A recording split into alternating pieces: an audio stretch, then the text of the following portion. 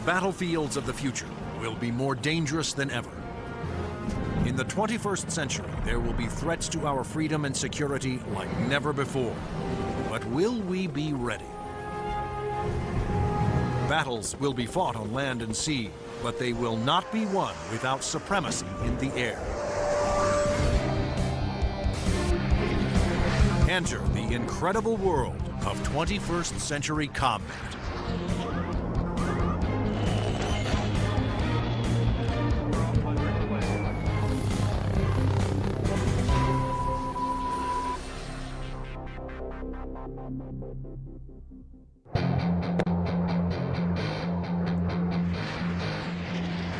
Air power is the dominant strategic force. It's air power that lets you influence events and respond to events quickly. It's air power that lets you fight a war without putting hundreds of thousands of people on the ground. To date, Air Force F-15s have won more than 150 dogfights against enemy fighters without a single loss. And the Navy F-18 Hornet is widely recognized as the world's best carrier-based fighter bomber. But in the future, neither the F-15 nor the F-18 will be able to survive against deadly enemy anti-aircraft missiles. Surface-to-air missiles, or SAMs, are going to represent the biggest threat. Those very formidable systems developed in Russia or China will have to be taken out of action very quickly in any future conflict. The fighter of the future will need to be stealthy to slip past enemy radar. It must be able to take out anti-aircraft installations. And it must out-dogfight any enemy fighters that get in the way.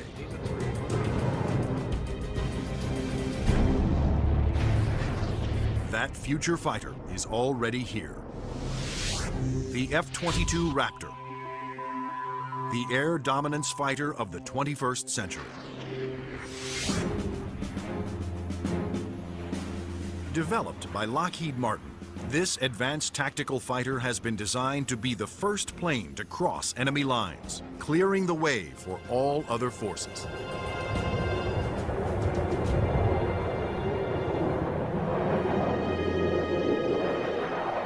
The F-22 is both an air-to-air fighter and an air-to-surface fighter, so it can drop precision weapons. That means it'll be able to go in early in a conflict, knock out all the air defenses that an enemy has, and also take out certain ground targets. And open the door for all the U.S. forces, whether they're ground vehicles or other aircraft, to come in and continue the fight. The development of the F-22 Raptor first began in 1985, when the Air Force requested proposals for an advanced tactical fighter jet to replace the F-15 air superiority fighter. Military planners feared that the F-15 would not be able to counter new air and ground threats on the horizon. The result was the creation of the F-22. The capability of the aircraft is a quantum leap above what exists right now, and it's going to take air power and revolutionize it into a whole new world. In the battles of the future, stealth will be critical for all new fighters to avoid being seen by enemy radar. Non-stealthy aircraft just will not survive in the air battles of tomorrow. Stealth technology was created to counter advances in radar. Radar works by sending out radio waves and measuring the amount reflected back to determine the distance, speed, and course of an object. But stealth aircraft are designed with surfaces that deflect radio waves away, making them nearly invisible to radar. The world's first stealth production aircraft was the F-117 Nighthawk. The reason that airplane is faceted is a limitation of the computer technology at the time. It's easier to model a finite number of flat surfaces than it is a bunch of curved surfaces. And while the aircraft was a breakthrough at the time, the facets limited the plane aerodynamically. But now, thanks to more powerful computers, engineers can design aircraft that do not have to sacrifice aerodynamics for stealth. The FA-22's aerodynamic slickness allows it to have the lowest drag of almost any aircraft ever produced. The F-22's aerodynamic superiority, combined with its stealth and firepower, make it a far better adversary than any aircraft before it. The F-15, which the F-22 will replace, has been a very successful fighter, but it is not stealthy. The F-117, while stealthy, carries no air-to-air weapons and is not designed for air combat. It relies on stealth and mission planning to protect itself. But the F-22, on the other hand, is not only stealthy, but comes with a full complement of air-to-air and air-to-ground weapons. The primary armament is in weapons bays underneath the airplane, where we carry 6 medium-range radar-guided missiles. By carrying the weapons internally, it preserves the stealthy shape of the plane. For closer infighting, the F-22 has short-range missiles and guns. Behind these two doors right here is the side weapons bay. This is where we carry a heat-seeking missile.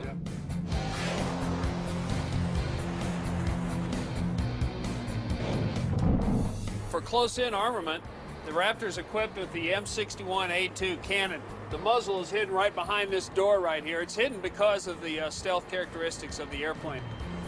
Cannon carries 480 rounds and is capable of shooting 100 rounds a second.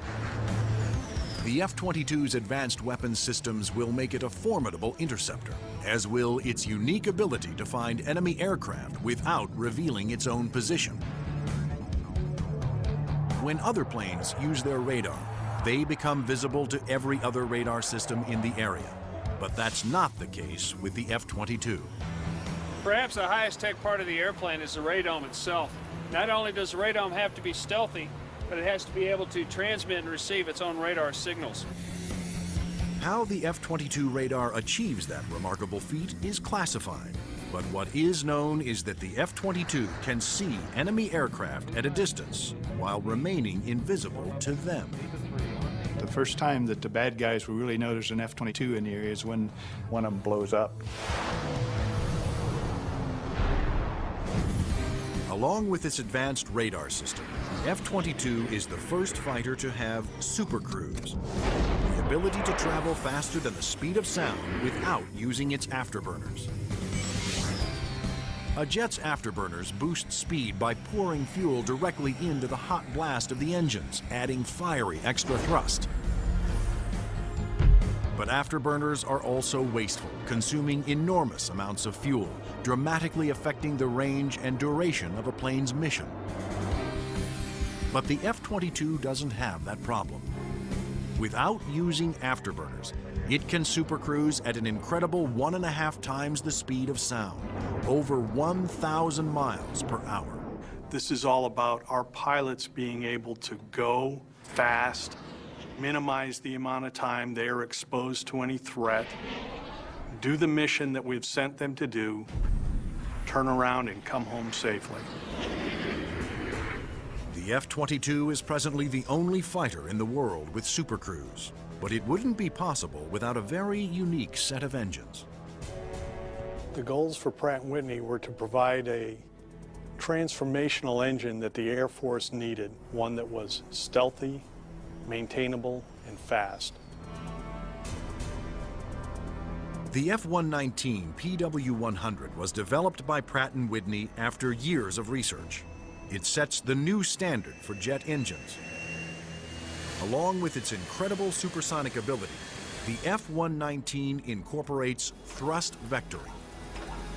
Here we are at the rear end of an F-A-22 Raptor. First thing you'll notice are the nozzles for the F-119 engines. In flight, during a maneuvering dogfight, they actually move up and down and vector the thrust of the engine to provide maneuverability. It helps us turn inside any foe, maneuver at low or high speeds to outmaneuver another airplane or potentially an enemy weapon that's headed towards us. The F-22's stealth, supercruise, and vector thrusting are impressive breakthroughs, but its most outstanding feature may be its ability to nearly fly itself through advanced computerized controls. It relieves the pilot of all the duties, gives the pilot total freedom to just look out engaged in the combat scenario.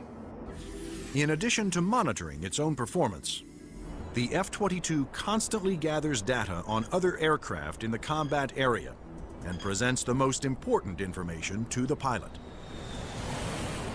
We're going to have information passed to us from either unmanned vehicles or from off-board sensors so that we can integrate data and use that information for targeting. And it's the way that we are driving our forces in warfare. We are much more integrated with both other services and with other platforms, and the F-22 fits right into that concept. The F-22 Raptor's total package of avionics, stealth, supercruise, and thrust vectoring make it the most technologically advanced fighter today. I've never been in an airplane that accelerates as fast, that's as agile, the ability to turn very sharply, and it just brings a great combination of the speed, the stealth, and the avionics to the fight that nobody else is going to be able to touch. But there will be future competitors, like the Russian Sukhoi 37, which features thrust vectoring and a radical forward swept-wing design. And the fifth-generation MiG, the 1.22, which some have nicknamed the F-22ski. The Russians are still very active aircraft developers. They've got a variety of technologies that they're continuing to improve upon and that can be made available to our future enemies. And so that's why we have to stay on top of the technology that we are developing and make sure that it is able to take out anything that other countries develop. When you look at the adoption by China of the Su-27 and the fact that it'll probably be modernized and improved, that brings up the need for more advanced fighter aircraft in the US. And that's one of the main reasons, I think, why the Air Force is so insistent on the need to have the F-22.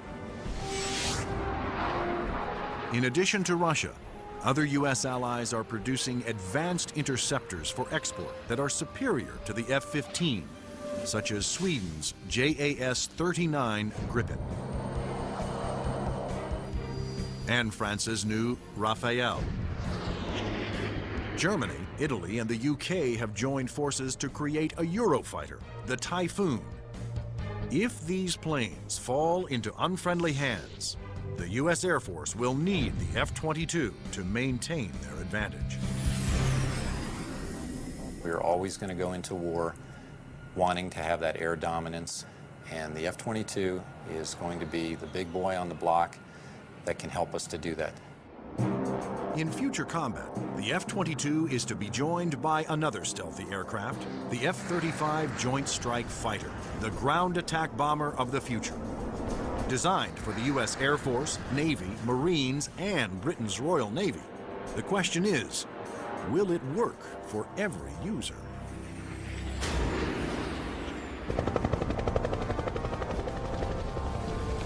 The rules of war have changed. Brute force has given way to high tech, and conventional weapons of the past will no longer be effective.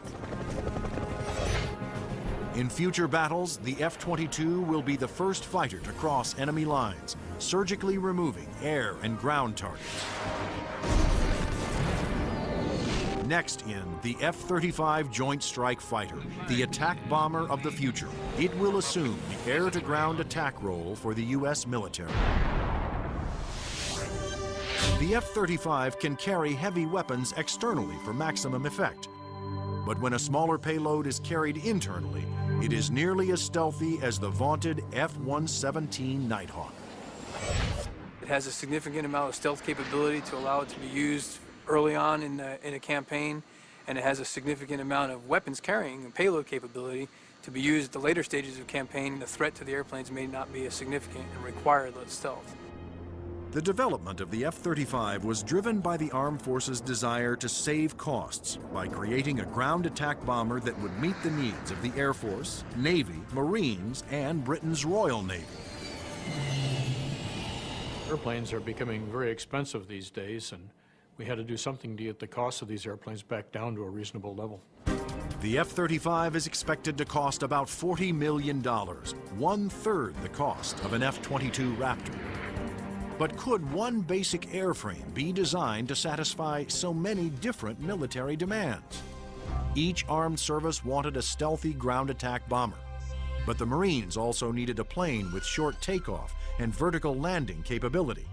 The U.S. Navy required a craft with larger wings, heavy-duty landing gear, and an arresting hook for carrier landings. And the wings would have to fold up to save deck space. The size and scope of the JSF program is pretty significant. The airplane is being designed to replace the F-16 and the A-10 for the Air Force, the AV-8B for the Marine Corps, and the FA-18 for the Navy. Unlike the twin-engine F-22 Raptor, the F-35 Joint Strike Fighter was designed around a single engine to keep down not only costs, but weight. A lighter plane can carry more weapons. For the Joint Strike Fighter, one of the keys of its mission is the ability to handle a large amount of ordnance and bring it to an enemy site. That all works better with a single engine.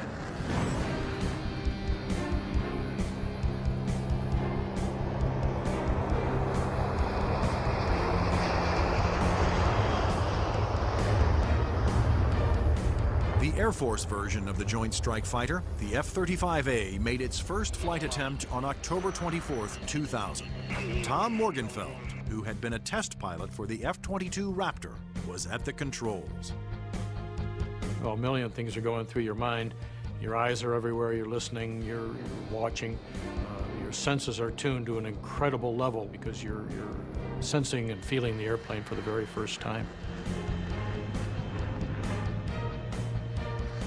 It flies wonderfully. It's definitely a pilot's airplane. The Air Force testing went smoothly. Next, a Navy version was built with heavy-duty landing gear and wider wings for the slow speeds needed to land on carriers. Navy test pilots flew touch and goes, demonstrating the F-35's ability to land within the space of a carrier's flight deck. But the most difficult challenge still lay ahead for the F-35 program. The Marine Corps needed a version that could perform short takeoffs and vertical landings, STOVL for short. The STOVL capability is extremely important to the Marine Corps because the airplane can go just about anywhere that the rest of the forces can go. It's not limited to needing a large runway. It doesn't need a really big ship to operate off of. Engineers at Lockheed Martin, the designers of the F-35 Joint Strike Fighter, took a hard look at the AV-8B Harrier, the STOVL fighter that the new aircraft would have to improve upon. The Harrier is a great airplane if you look at the fact that it's basically 1960s technology. It's achieving all those wondrous STOVL flight sort of maneuvers without the aid of a lot of computers. The Harrier's ability to take off, hover, and land vertically is achieved by vectored thrust. The powerful force of its jet engine is directed downwards through 4 nozzles that can pivot 90 degrees. I was brought in because I am a Harrier pilot with almost 1,600 hours in that airplane. So all of the lessons learned I have from the Harrier airframe and operational experience I was able to bring to the program and use those to help evaluate the X-35 STOVL version. For hovering, engineers gambled on a radical new system. They planned to supplement the vectored thrust method by harnessing the jet engine to a drive shaft that would power a fan to blast air downward. In 1991, we unveiled this shaft-driven lift fan system to the technical world. Some actually said, "You gotta be kidding me. Are you guys serious?" The lift fan required doors to open behind the pilot on the top and bottom of the plane to draw in more air.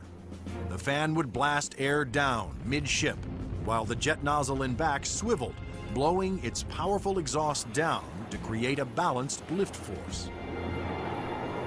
The shaft-driven lift fan system allows you to harness a lot more energy out of what the engine is producing. But harnessing a jet engine to a drive shaft proved to be extremely difficult. The mechanical energy we were dealing with in the shaft-driven lift fan system was very large. We had 28,000 horsepower being transmitted from the drive shaft from the main engine to the lift fan. And that's similar to the power going through a U.S. naval destroyer. The lift fan's ability to blend large amounts of cool air with the hot jet exhaust provided another important benefit. One of the things we learned in JSF was to combine the jet exhaust to get a lower combined temperature than the Harrier. This allowed us to avoid some of the problems with concrete where the concrete would actually burst and explode under the high temperature and high jet exhaust from the Harrier. At the Lockheed Martin test facility in Palmdale, California, the revolutionary lift fan system was put to the ultimate test, in the air. If the lift fan failed during hover, the plane would crash.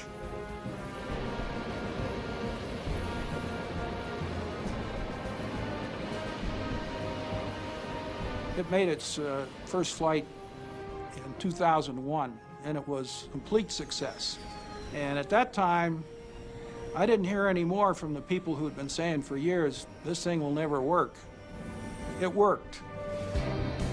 Now, all three versions of the F-35 for the Air Force, Navy, and Marines are being developed and further tested for mass production.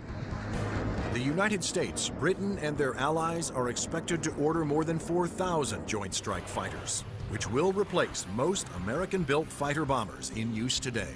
The handling qualities and performance are stunning. It really is a pilot's airplane. It sort of makes you feel like a little boy. You want to take it home and tuck it under the pillow with you at night. It's just a pilot's airplane. In future air conflicts, the F-22s will be used to establish air dominance.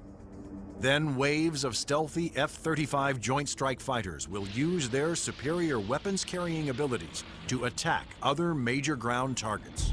The Joint Strike Fighter is going to be the backbone airplane for hauling freight. It is going to be the muscle part of sustained forces. Commanders can also alter an F-35's mission in the air as situations change during the battle. There are a variety of ways for the F-35 to bring in information from external platforms, other airplanes flying around the battlefield, satellite-based assets, ground-based assets. All that information can be presented to the pilot in the cockpit and allow him to be more of a tactician and manage the tactics of the game that day instead of worrying about the nuances of flying the airplane. The pilot's job will be to supervise the process of identifying the target and then to give consent for weapons release.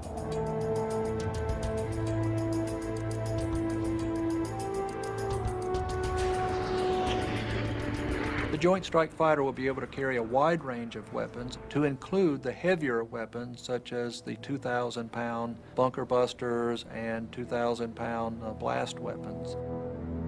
The Joint Strike Fighter's 1-ton bunker busters and blast bombs will be guided to their targets with pinpoint precision by JDAM tail kits. The Joint Direct Attack Munition, or JDAM, is a kit that can be put on any bomb to give it the brains to know where to go, and the movable tail fins to guide it there.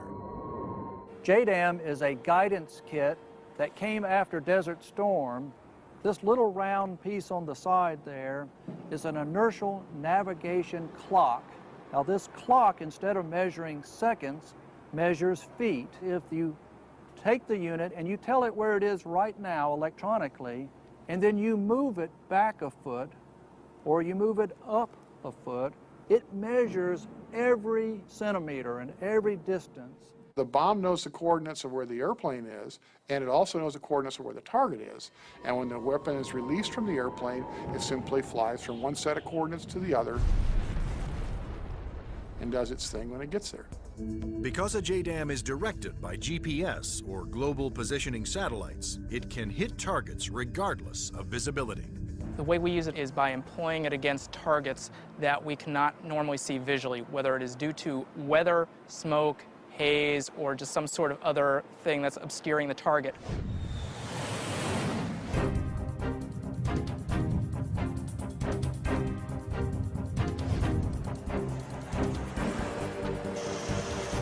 As a JDAM falls, its inertial clock keeps track of its position and signals the tail to make course corrections, directing it to the target.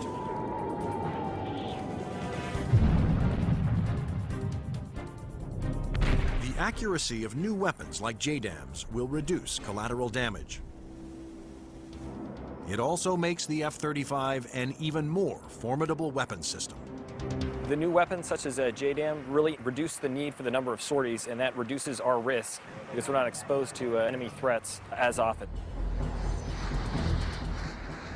The F-35's combination of advanced weapons, avionics, and stealth will help it ensure its success over the battlefields of the future. U.S. military planners wondered if these same features could be utilized in a helicopter.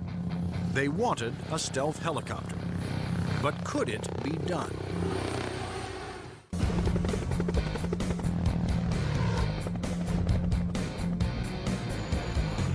Over the last 50 years, helicopters have evolved from slow-moving multi-purpose support vehicles to fast-moving frontline attack ships. But in the high-tech wars of the future, speed alone is not enough. Information is the key. There's three elements that are critical to warfare. The ability for you to know more than the enemy, the ability to maneuver quickly around an enemy and gather more information about them, and the ability to provide precision firepower at the enemy. In future conflicts, after the F-22 Raptors and the F-35 Joint Strike Fighters have cleared the way, surveillance and attack helicopters will support ground troops as they move in to secure the area. We like to be down low where the action is, and we like to be down low where the threat can't see us. But at such low altitudes, helicopters are vulnerable to a wide assortment of ground-to-air weapons. All the simple systems, the guns, unguided rockets, the surface-to-air missiles, it's got to deal with all of that, and it's got to deal all of it effectively. The Pentagon has responded with a two-pronged strategy to counter this threat: inexpensive, expendable unmanned helicopters and stealthy manned helicopters. Unmanned helicopters will be primarily used for surveillance and for gathering targeting information. Fire Scout, designed by Northrop Grumman, was specifically developed to take off and land on Navy ships. However, the key to creating a successful manned helicopter for future combat is to make it stealthy like the F-22. But the question is, can it be done? Achieving stealth in a helicopter is different from stealth in a fixed-wing aircraft. You're concerned about different signatures: radar reflectivity, infrared, noise, all things that will give away an aircraft's position. Those signatures, like heat, smoke, and sound, put helicopters and their pilots at serious risk over the battlefield. All the small shoulder-fired missiles, which are very effective against helicopters, are heat-seeking infrared systems. The challenge for engineers was to create a quiet helicopter with very few signatures and a small radar cross-section. And that's exactly what Sikorsky has done with the new RAH-66 Comanche. In the Comanche, with all the stealth capabilities, we can defeat the radar threat. We can defeat the guy with the shoulder-launched heat-seeking missile. And from the guy popping up in the tree, our agility defeats him. Our small size, our quiet acoustic signature defeats him. Often the first thing you hear from a helicopter is the sound of the wake from the main rotor hitting the wake from the tail rotor. In the Comanche, the fan tail is shrouded, so there is no interaction between the fan blade tips and the main rotor tips, and it's also canted slightly. And those all contribute to reducing the acoustic signature. Engineers also experimented with the main rotor to find a quieter design. If you look at a Comanche, it's got a 5-blade rotor, and what that does is it cuts down the normal chop, chop, chop sound from a helicopter into a more discreet whir that kind of blends into the background. Reducing the heat signature of a helicopter is also essential to making it more survivable. When you look at a Comanche, the first thing you ask yourself is, where's the exhaust? Where does all this hot air get out of the engine? The Comanche's exhaust actually escapes through the tail boom, where it is instantly dispersed by cool air from the rotor. That missile has to have something to home in on, and that's a heat signature. Comanche defeats that by the engine exhaust being mixed with ambient air and cooling it so that there's no longer a heat plume for that missile to home in on. To defeat radar, the Comanche utilized the stealth secrets first developed for the F-117 Nighthawk. There are no radar-reflecting right angles on its outer fuselage, and all weapons are carried internally to help keep its stealthy shape. What's interesting about the helicopter is some of the things that achieve stealth actually make the helicopter better. Things like the retractable landing gear and the retractable weapons bays, that also makes it sleeker and faster. So once you've bought into the stealth part of it, you get other superior attributes. The main role of the Comanche is to give commanders an overview of the battlefield by providing up-to-the-minute information. Comanche is going to be basically their flying cavalryman. It's going to dart in and out, slash and cut, be a reconnaissance vehicle. As Comanche's two pilots gather data, their computer shares that data with other Allied forces. When the Comanche finds the enemy, he's going to kind of direct like a quarterback to apply the firepower to defeat that enemy.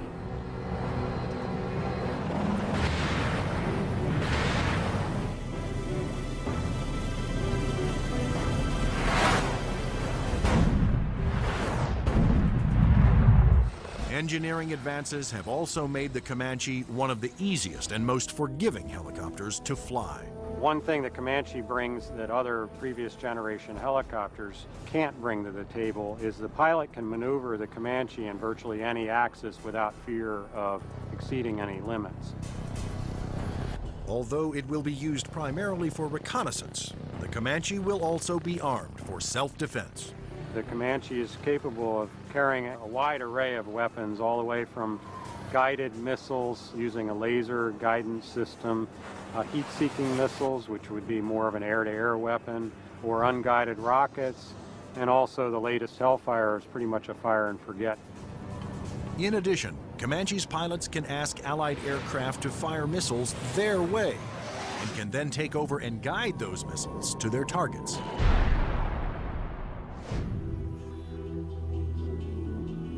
If the Comanche is hit, its computer system can often fix itself by reassigning vital functions to undamaged computer cards. This is where the computer brain of the Comanche is.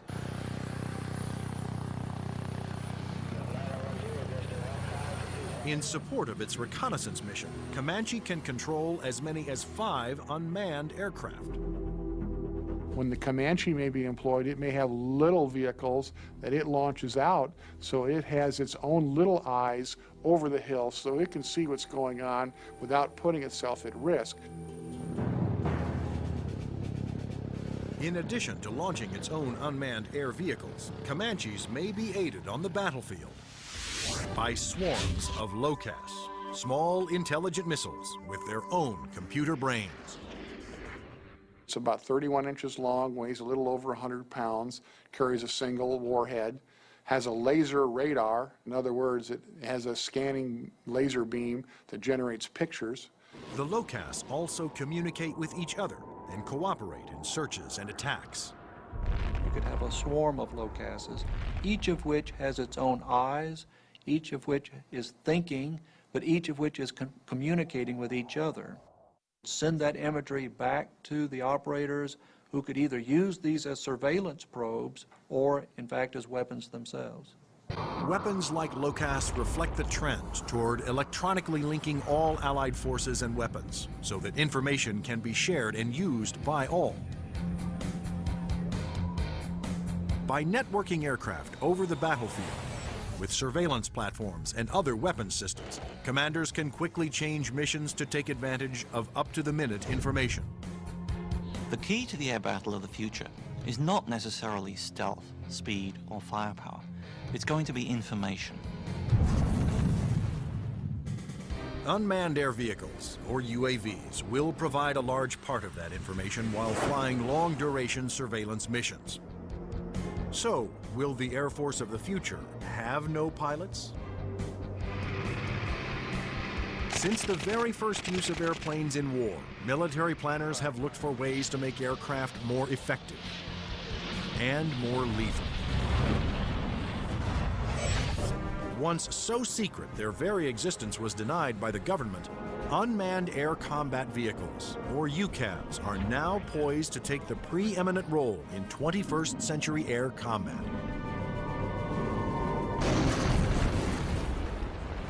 UAVs are certainly going to change air power in the 21st century. You can see it starting to happen today, but what we're looking at now is just the beginning, because there's going to be more of them, and they're going to be better. Unmanned aerial vehicles allow the military to do more with less, to put more aircraft into the air than you otherwise would be able to because of the limited number of pilots that you might have, or where it might be too risky.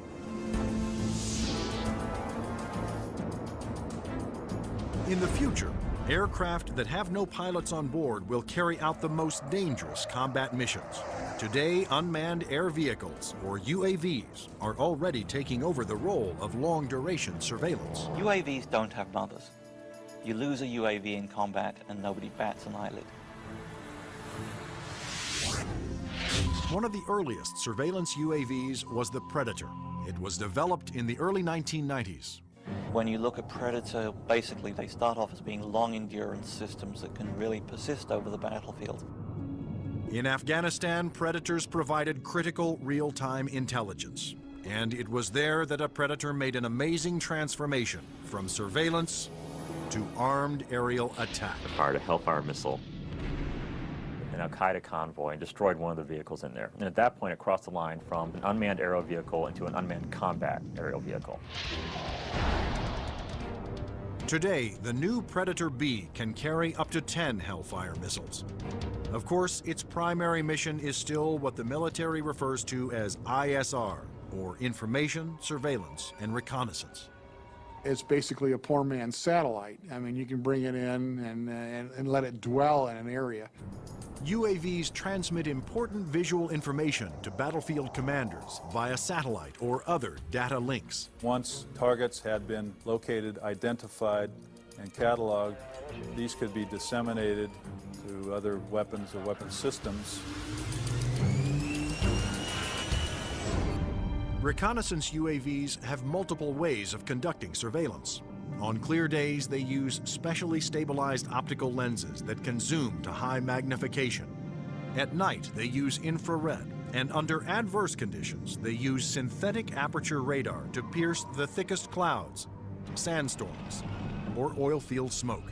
When the radar is reflected back, it can also be used to create a 3D image of objects. If the enemy chooses to use countermeasures or decoys or deception techniques, having to beat 3 systems is a lot harder than 1. The success of the Predator paved the way for the development of an even more advanced high-altitude jet-powered UAV by Northrop Grumman. It's called the Global Hawk, but unlike the Predator, it was designed to take off, fly its pre-programmed mission, and land all on its own, thanks to the GPS, or Global Positioning Satellite System. The Global Hawk is basically a much larger version of the Predator. It has higher altitude capabilities, increased payload. It can carry a lot more sensors, a lot more communication devices, and it can loiter over a battlefield for up to 35 hours. The Global Hawk can stay aloft for a day or more, providing constant near real-time video surveillance over an area the size of Illinois. Predator and Global Hawk give us an up-close view, which is something you can't get from a national asset, which would be a satellite type of thing. Though still in development, the Global Hawk had a dramatic impact during Operation Iraqi Freedom. A single prototype provided information to Allied forces on 55% of all time-sensitive targets, including mobile Scud missile launchers.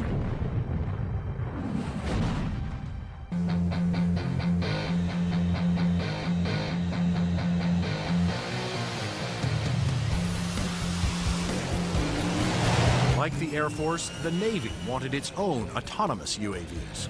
However, designing one to take off and land on an aircraft carrier was a tremendous challenge.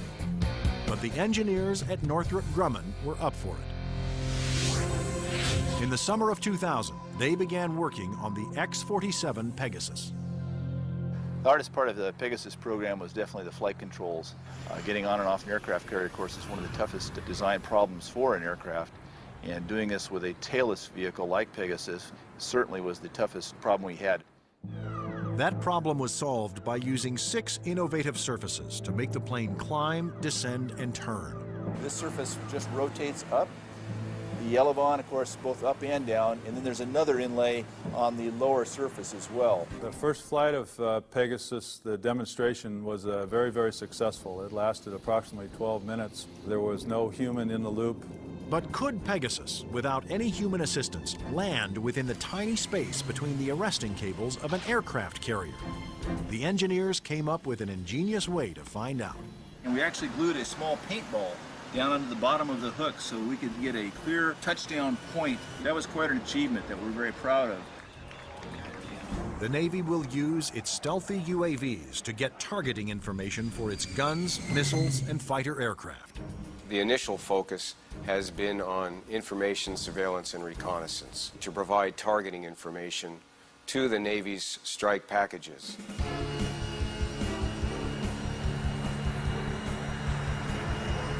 But many future UAVs, such as Boeing's X-45 unmanned bomber, will be heavily armed. Although flying pre-programmed missions, armed UAVs will still need human permission to fire. It has to know where friendly forces are on the ground, where civilians might be, where collateral damage, i.e. hitting a church or a mosque, might be an issue. So there is an element that we always retain where a human in the loop is important. You can have a weapon that's doing its own surveillance and has its own ability to engage a target. And that gives you a level of dominance that we're just emerging on right now. In the not-so-distant future, there will be even more radical aircraft and airborne weapons systems. Everything from electromagnetic pulse weapons to powerful airborne lasers to hypersonic aircraft that can fly to anywhere in the world in 2 hours or less. But how soon will these high-tech secrets become a reality?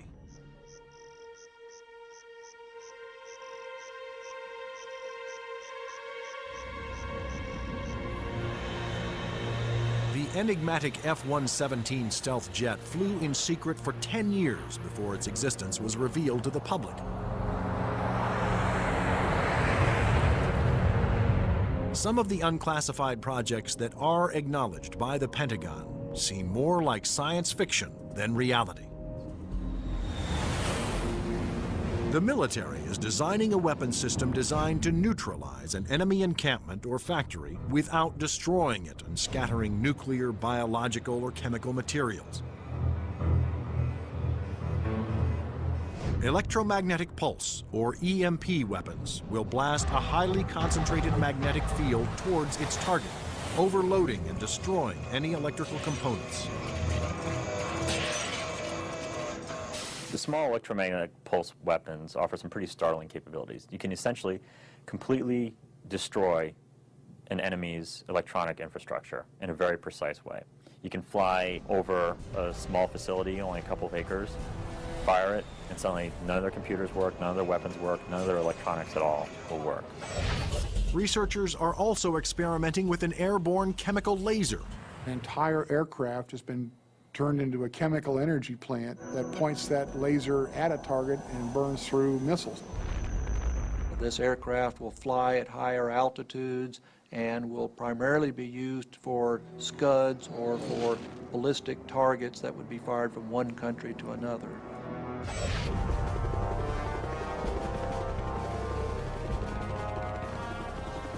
American generals don't want a fair fight. They want their equipment to be the absolute best in the world so that whatever they come up against, they can defeat it quickly and efficiently. The battlefield of the future will continue to be a dangerous place. But military planners believe that the key to maintaining the security of the United States is to develop the weapon systems of tomorrow, today.